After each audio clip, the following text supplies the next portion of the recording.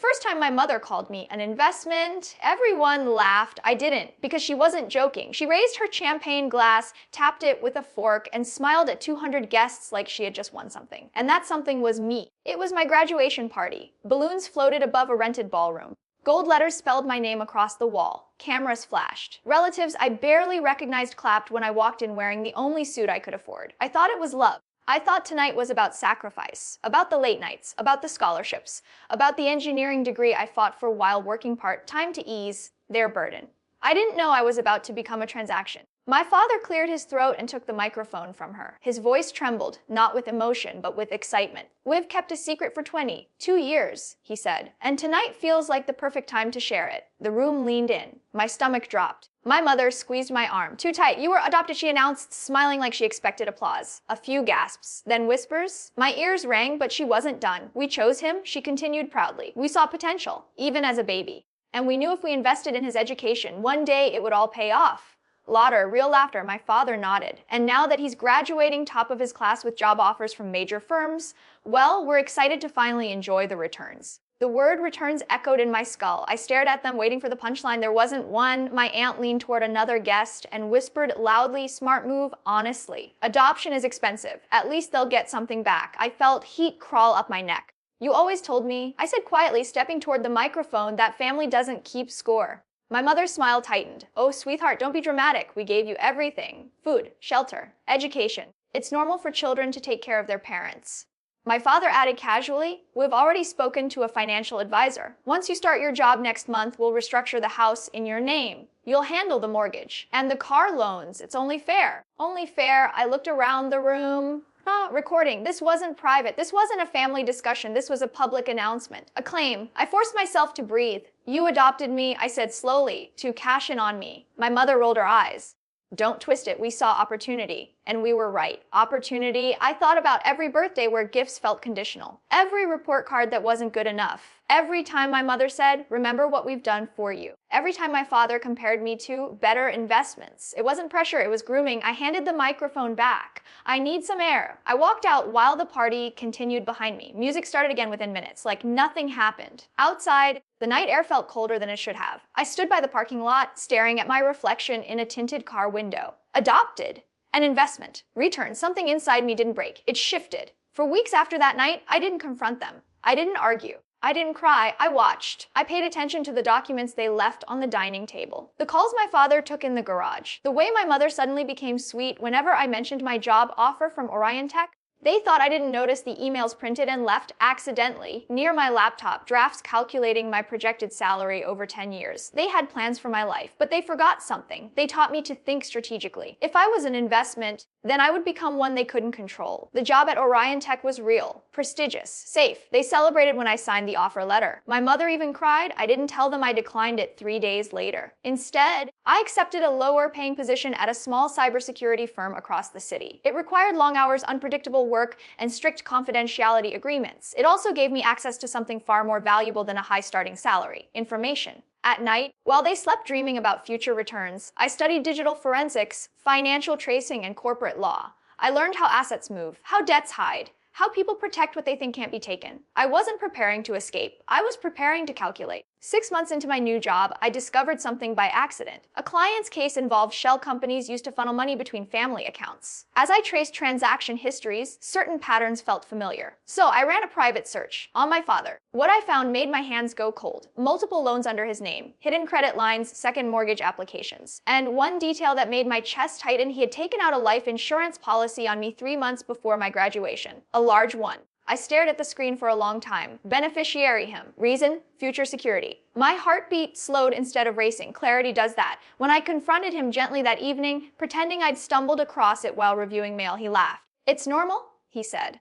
"Parents insure their kids all the time. For millions." His smile flickered. "You're valuable. Valuable." I nodded like I believed him. That night, I didn't sleep. Not because I was afraid, but because something had finally crystallized. They didn't see me as a son, they saw me as leverage. So I began building my own. Over the next year, I invested every spare dollar quietly. Cryptocurrency at first, then startup equity, then a small stake in the cybersecurity firm that exploded after landing a government contract. My salary was modest, my assets weren't, and they had no idea. At home, the pressure increased. Transfer half your paycheck to us, my mother demanded one night. It's time you start contributing properly.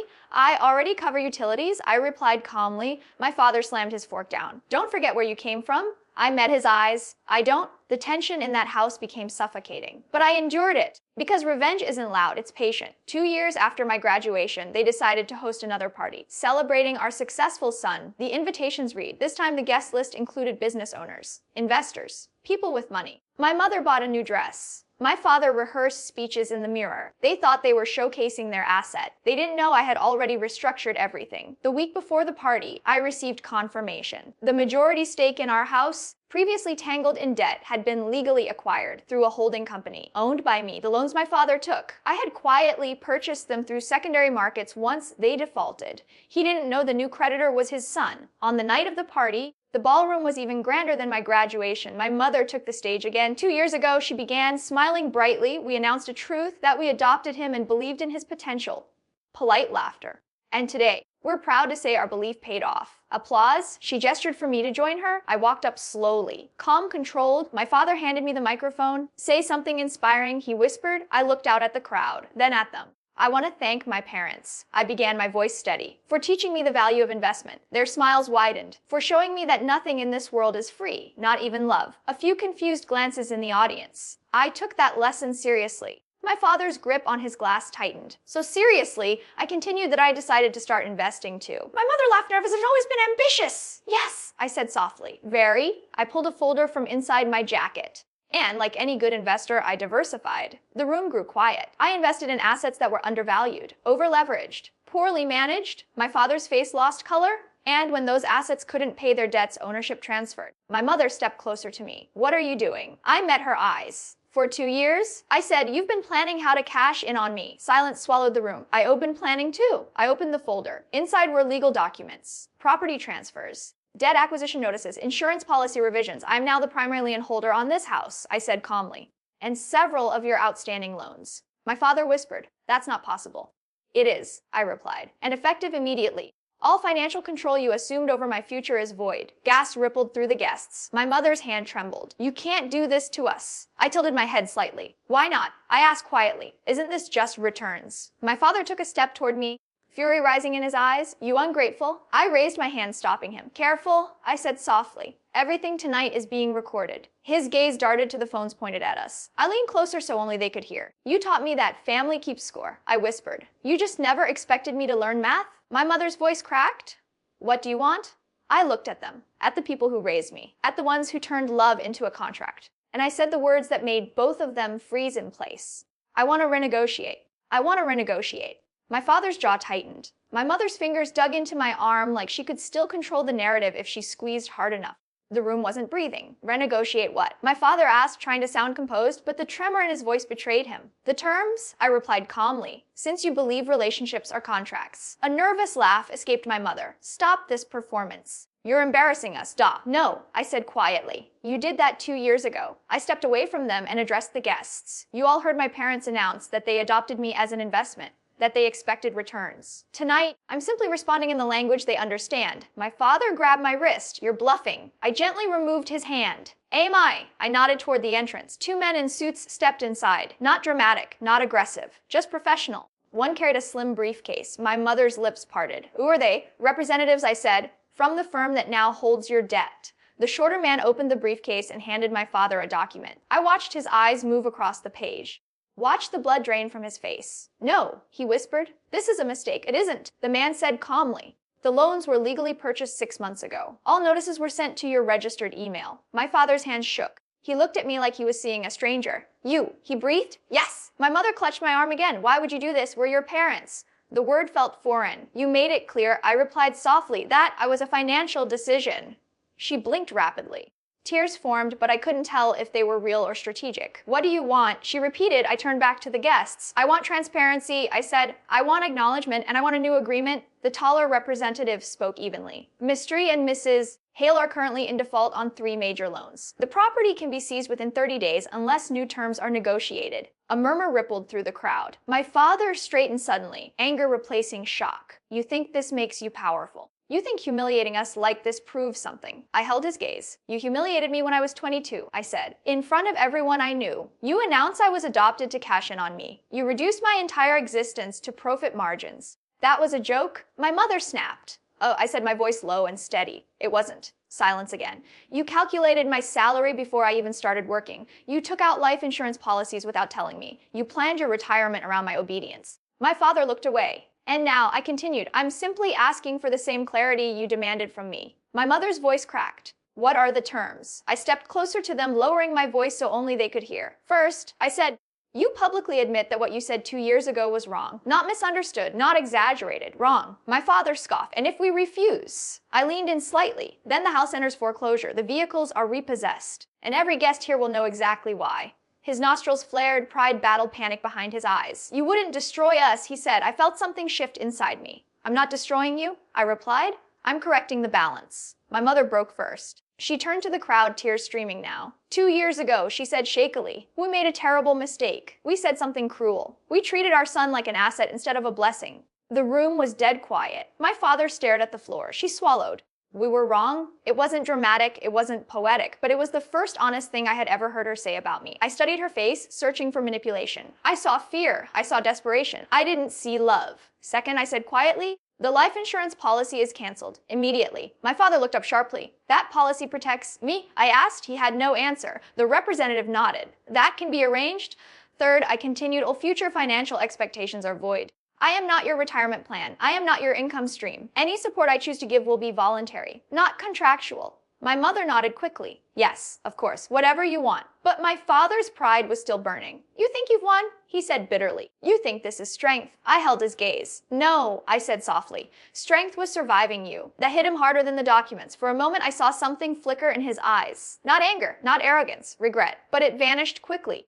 The representative cleared his throat. If the new terms are agreed upon, foreclosure proceedings can be suspended. My father exhaled slowly, and if we sign, he asked. I paused. This was the moment I had imagined for 2 years. The moment where power shifted completely. But something inside me wasn't satisfied, because this wasn't just about property. It was about truth. I turned to the crowd again. You all heard them celebrate adopting me as an investment. I said calmly. Now I want you to understand something. I looked back at my parents. I didn't destroy your finances. I said, you did. I just bought the consequences.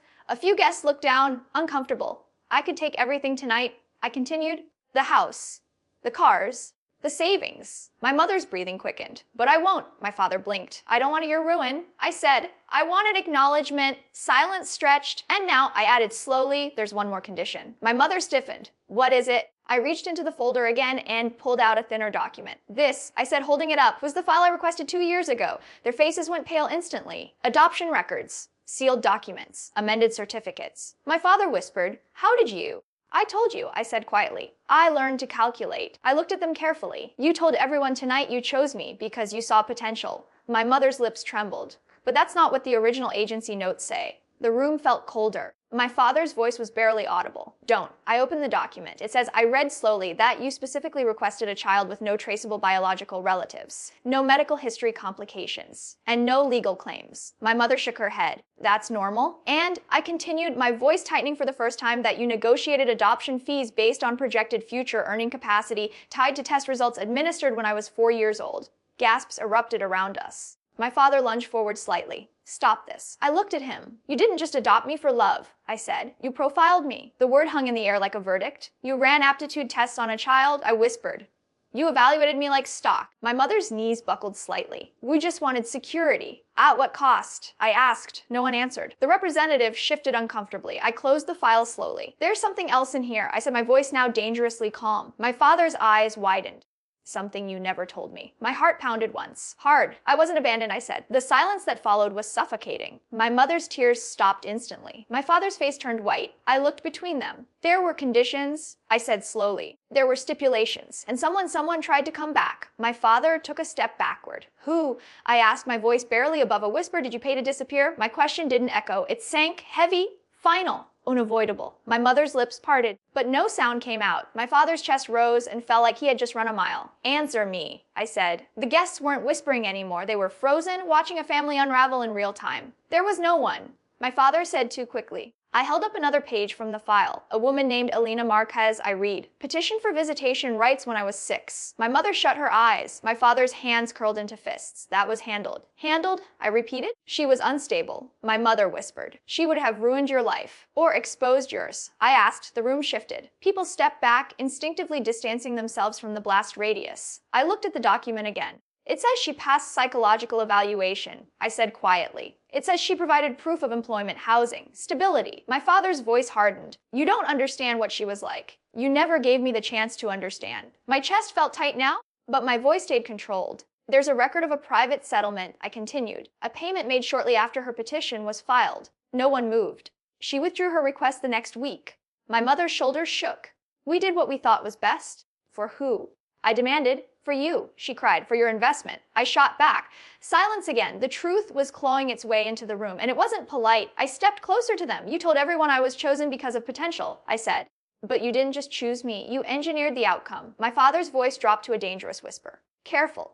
I met his stare without blinking. No, I replied. You be careful. The representatives exchanged glances but remained silent. This had moved beyond finance. This was about identity. You took away my history, I said. You took away the possibility of knowing where I came from. My mother sobbed openly now. We loved you. Did you? I asked softly. The question cut deeper than any accusation. I turned to the crowd. For 22 years, I said, I believed I was lucky, that I was rescued, that I owed everything to 2 generous people. My voice didn't shake, but something inside me did. But I wasn't rescued, I continued. I was selected. My father stepped forward, anger flaring again. Enough. Not yet, I said. I held up the final page. There's a clause here, I said quietly, a confidentiality agreement signed by both of you and the agency. My mother covered her mouth. It states that any contact from biological relatives would be legally obstructed to protect the adopting family's long-term interests.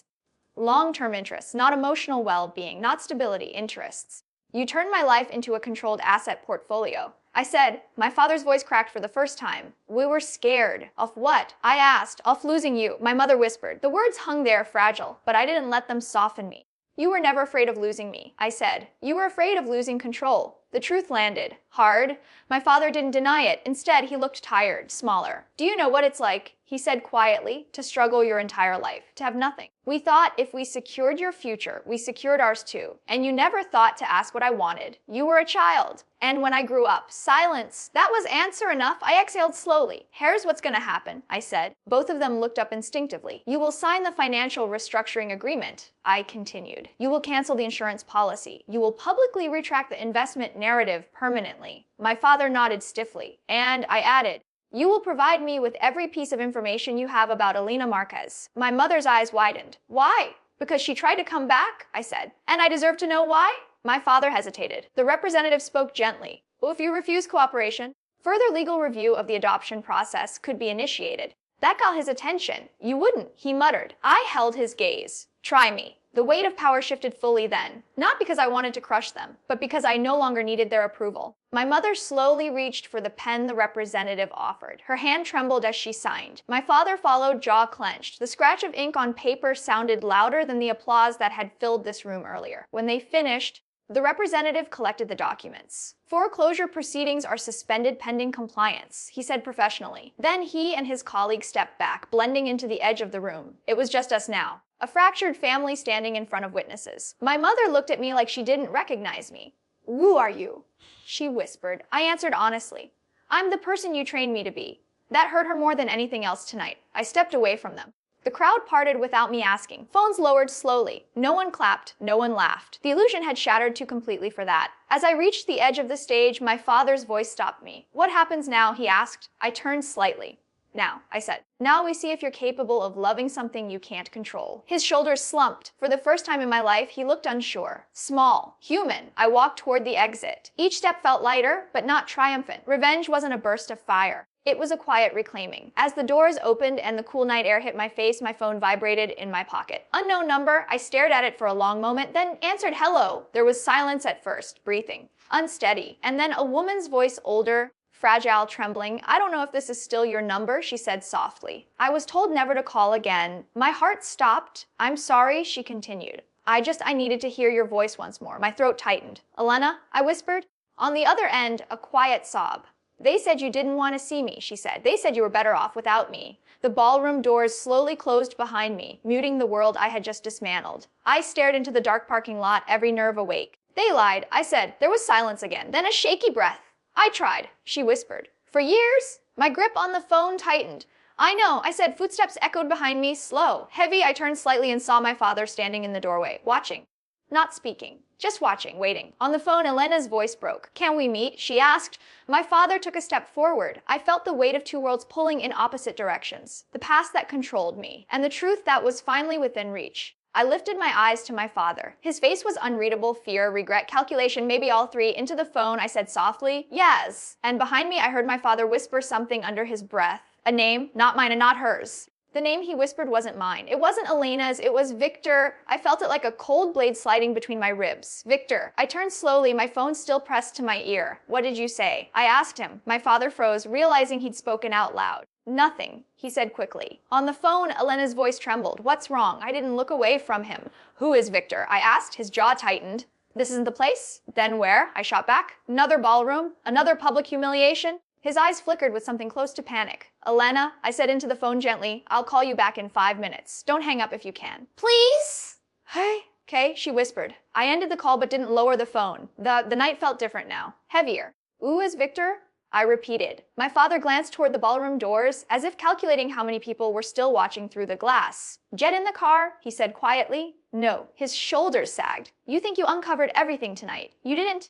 My pulse quickened, but my voice stayed level. Then enlighten me. He stepped closer, lowering his voice. Victor wasn't supposed to matter anymore. The words were wrong. Wasn't supposed to, I asked. My father ran a hand over his face. When we adopted you, he began slowly. There were 2 children. The world tilted slightly. 2. My mouth went dry. A sibling. I asked. He didn't answer directly. There were complications, he said. The agency recommended separating the placements. Recommended, I requested it, or you requested. His silence answered for him. My chest tightened. You split us up, I said. It was strategic. He snapped, then immediately regretted the word. Strategic. Even now. Why? I demanded. My father looked older than I had ever seen him. Because you were the stronger candidate. The words punched through me. Candidate. Like we were contestants. You evaluated children like racehorses.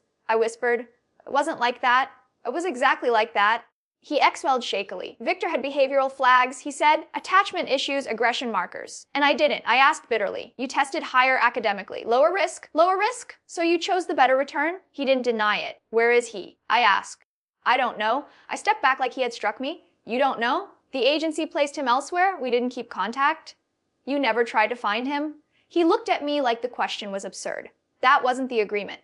The agreement. Everything was an agreement, a contract, a clause. No one had ever asked what 2 children might want. My phone vibrated again in my hand. Elena? I answered immediately. Elena? I said, my voice unsteady now. Are you okay? She asked softly. There was another child. I said silence. Then a broken inhale. They told you, she whispered. They told me there were 2. Wes! My knees felt weak. He's your twin, she said. The word shattered something inside me. Twin.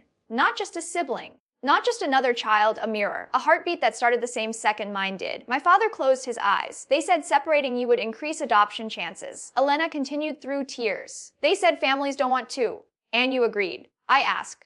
They gave me no choice. She cried. They said if I fought it, I'd lose both of you. The night air felt suffocating. You tried to come back? I said quietly. Yes. For me. Or for both of us. For both? My father spoke suddenly. She was unstable then. Elena's voice sharpened. I was grieving. You were reckless. He shot back. You bought my silence. She fired back through the phone. Silence fell again. My heart was pounding so hard I could hear it in my ears. Where is he? I asked Elena.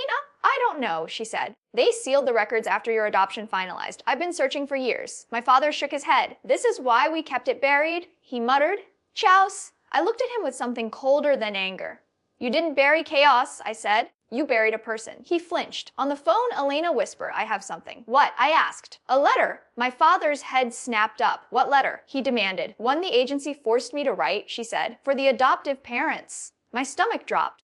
I never saw a letter, I said slowly. My father's silence was immediate and damning. You destroyed it. I breathed. He looked away. Elena, I said, my voice shaking for the first time tonight. What was in it? Her breathing steadied slightly. I begged them not to separate you, she said. I told them you slept holding each other's hands, that you cried if one of you was out of sight. My chest cracked open. I told them if they had to take you, she continued, to at least keep you together, The world felt unbearably quiet. My father finally spoke, his voice low. We did what ensured stability. You ensured profit? I said flatly. He didn't argue. Elena, I said softly, do you know his full name? A pause. Yes! My heart nearly stopped. Victor Marquez, she said. The same last name, he had kept hers. A strange wave of relief washed through me at that. At least one of us kept something real. I whispered. My father looked defeated now. You think finding him fixes this? He asked quietly. No, I replied, but it starts something. My phone beeped, low battery. Elena, I said urgently, send me everything you have. Documents to agencies? I will, she said. Are you angry at me? The question pierced deeper than anything else tonight. I closed my eyes. I'm angry at a system. I said carefully. I'm angry at choices made without me, but I don't know you yet. A fragile hope entered her voice. Can we change that? Yes, I said. Behind me, my father let out a long, slow breath. Elena, I added gently. I'm gonna find him. A quiet sob answered me. Thank you, she whispered. The call ended. Silence settled between me and the man who raised me. You're opening doors that were closed for a reason, he said. For whose protection? I asked. He didn't respond. I looked at the ballroom behind him. 2 years ago, they exposed my adoption to claim ownership over my future. Tonight, I exposed their strategy to reclaim my past. But this was bigger than revenge. This was identity. You separated twins, I said quietly. Overprojected earning potential. His voice cracked. We thought you'd never know. That was the plan, I replied. Wind moved through the parking lot, rustling decorations tied to light poles. Does he know about me? I asked. I doubt it. My father said. My chest tightened again. Somewhere out there, another version of me existed. Maybe he struggled. Maybe he thrived. Maybe he wondered why something always felt missing. I'm gonna find him. I repeated.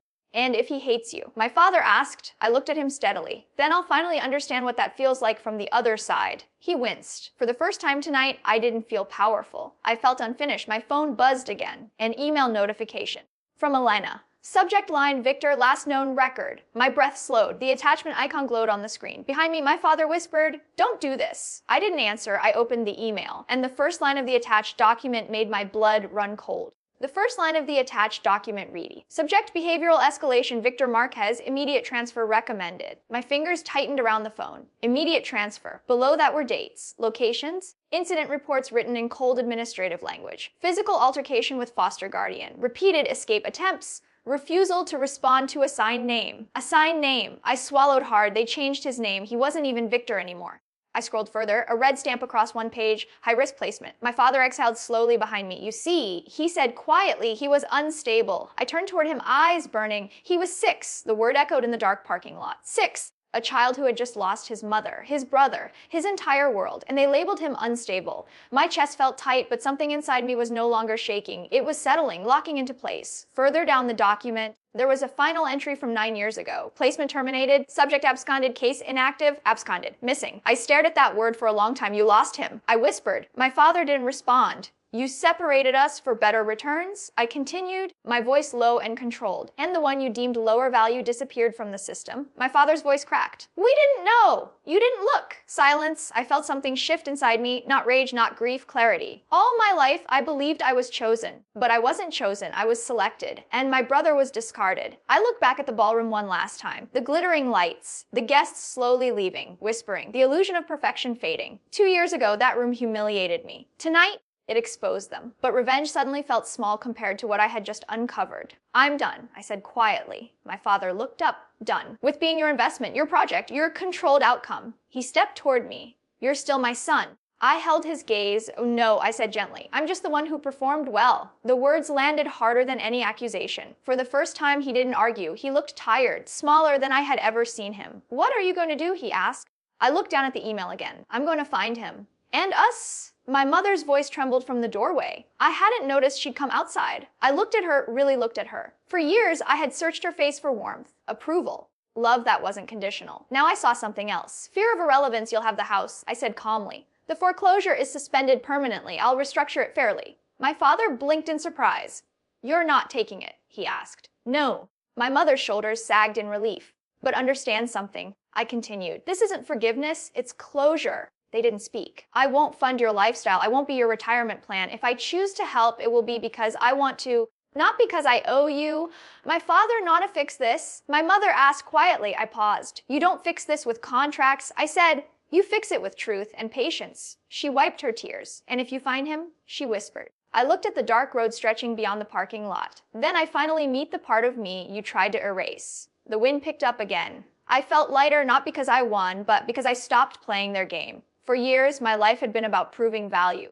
Top grades, top job offers, top performance. Tonight, I realized something. My worth was never supposed to be calculated. I stepped toward my car. My father's voice stopped me one last time. We thought we were giving you a better life. I turned back. You gave me opportunity, I said honestly. But you took away choice. He lowered his head. That's the part I can't forgive yet. I got into my car. As I pulled out of the parking lot, the ballroom lights grew smaller in the rearview mirror. Not destroyed, just distant. My phone buzzed again, another message from Elena. An address. A city 3 hours away. Last confirmed sighting, she wrote. I stared at it. 3 hours. 22 years of separation. All reduced to a highway between two cities. I didn't go home. Instead, I drove. The night was quiet, the road nearly empty. For the first time in my life, I wasn't chasing success. I wasn't defending myself. I wasn't proving anything. I was searching. The drive gave me space to think. Revenge had fueled me. It sharpened me. It forced me to grow disciplined, strategic, controlled. But it wasn't the final destination. It was just the bridge. 2 years ago, I stood outside a ballroom feeling humiliated and powerless. Tonight, I left another ballroom with truth in my hands. The difference wasn't money, it was awareness. As the city lights approached, my heart started pounding again, not with anger, but anticipation. Somewhere here, there was a man who shared my face, my blood, my beginning. Would he hate me for living the life he didn't get?